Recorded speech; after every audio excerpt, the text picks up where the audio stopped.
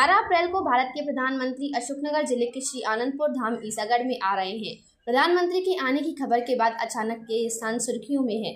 आज की पोस्ट में इस स्थान से जुड़े हुए रोचक तथ्य जानने का प्रयास करते हैं।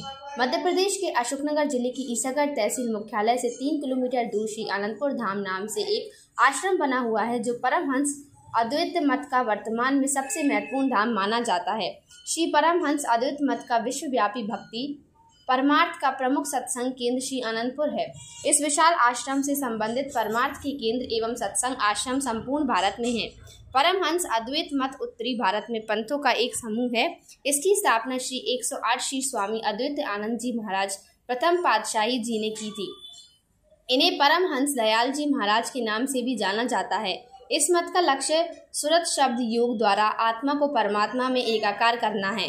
इस मत का मूल सिद्धांत है कि जिज्ञासुओं को दीक्षित करके निष्काम सेवा, सुमिरन, ध्यान और आत्मोन्नति के अन्य साधन बताकर भक्ति के पथ पर अग्रसर किया जाए।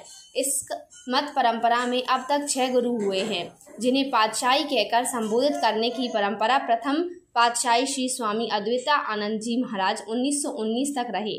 द्वितीय पातशाही श्री परमहंस स्वरूप आनंद जी महाराज 1936 तक रहे। आपके समय में ही श्री आनंदपुर धाम की स्थापना हुई, जो आज परमहंस मत का सबसे प्रमुख केंद्र है। तृतीय पातशाही श्री वैराग्य आनंद महाराज जी 1964 तक रहे। चतुर्थ पातशाही श्री स्वामी बेअंत आनंद जी महाराज जी, आपने ही श्री आनंदपुर में श्री परमहंस अद्वैत मंदिर का उद्घाटन कर विधिवत आरती पूजा का नियम प्रारंभ किया। पंचम पातशाही श्री स्वामी दर्शन पूर्ण आनंद जी महाराज 2017 तक रहे और वर्तमान में षष्ठम पातशाही श्री स्वामी विचार पूर्ण आनंद जी महाराज हैं। आपका जन्म स्थान और शिक्षा स्थान भी श्री आनंदपुर धाम क्षेत्र रहा है। श्री आनंदपुर ट्रस्ट संस्था की चल व अचल संपत्ति की देखरेख, सुरक्षा व वृद्धि हेतु ट्रस्टी समिति द्वारा अनुशासित श्री आनंदपुर ट्रस्ट की स्थापना दिनांक 22 अप्रैल सन 1954 ईस्वी में की गई। यह ट्रस्ट आश्रम निवासियों की आवश्यकताओं की पूर्ति करता है। इस ट्रस्टी समिति द्वारा ट्रस्ट के सभी कार्यों का प्रबंधन सुचारू रूप से हो रहा है। ट्रस्ट के माध्यम से वर्तमान में शिक्षा, स्वास्थ्य क्षेत्र में बहुत अच्छा कार्य किया जा रहा है। गरीब लोगों को लगभग निःशुल्क स्वास्थ्य संबंधी सेवाएं प्राप्त हो रही हैं। क्षेत्रीय लोगों को ट्रस्ट के माध्यम से रोजगार भी मिल रहा है।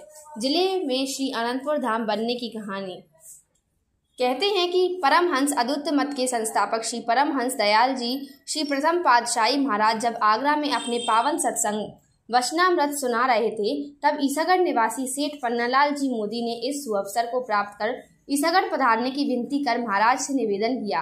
महाराज ने बाद में आने की बात कही, लेकिन शुभ अवसर आया सन 1929 ईस्वी में। तब श्री परमहंस अद्वैत जी महाराज श्री द्वितीय पातशाही जी ने ग्वालियर राज्य में पदार्पण कर इस वन्य प्रदेश की भूमि को परमार्थ का केंद्र बनाने के लिए उपयुक्त बताया। सन 1930 ईस्वी को महात्मा जनों एवं भक्तजनों ने श्री आज्ञा के अनुसार इस पठारी क्षेत्र की उबड़ खाबड़ भूमि और झाड़ियों वाले स्थान को निरंतर परिश्रम और मेहनत से उद्यान और हरियाली से भर दिया। भूमि को उपजाऊ ही नहीं बनाया, बल्कि इस पावन धरा पर श्री आनंदपुर धाम की स्थापना कर क्षेत्रीय संस्कृति को समृद्ध भी किया। इस सबके बावजूद भी श्री आनंदपुर धाम की गोपनीयता और गतिविधियों को क्षेत्रीय लोग शंका और संदेह से देखते रहे हैं। आनंदपुर ट्रस्ट से कृषि भूमि विवाद भी जुड़े रहे हैं। हजारों एकड़ भूमि का मालिक ट्रस्ट क्षेत्र की राजनीति में भी प्रभाव रखता है। कुछ महात्मा तो सरपंच भी हैं। उल्लेखनीय है तथ्य है कि इस मत में स्थानीय लोगों को कोई रुचि नहीं है। यद्यपि परमहंस अद्वैत मत के महात्माओं को भी स्थानीय लोगों को अपना अनुयायी बनाने में खास दिलचस्पी नहीं है। ज्यादातर इस मत के अनुयायी दिल्ली, हरियाणा, पंजाब, सिंध, उत्तर प्रदेश में ही हैं। श्री आनंदपुर धाम में प्रधानमंत्री के आने से क्षेत्रीय लोगों में आशा जगी है कि कुछ सौगात क्षेत्र के प्रधानमंत्री देकर अवश्य जाएंगे। यह देखने वाली बात होगी कि कुछ मिलता भी है या नहीं। सकारात्मक के साथ इंतजार किया जाए।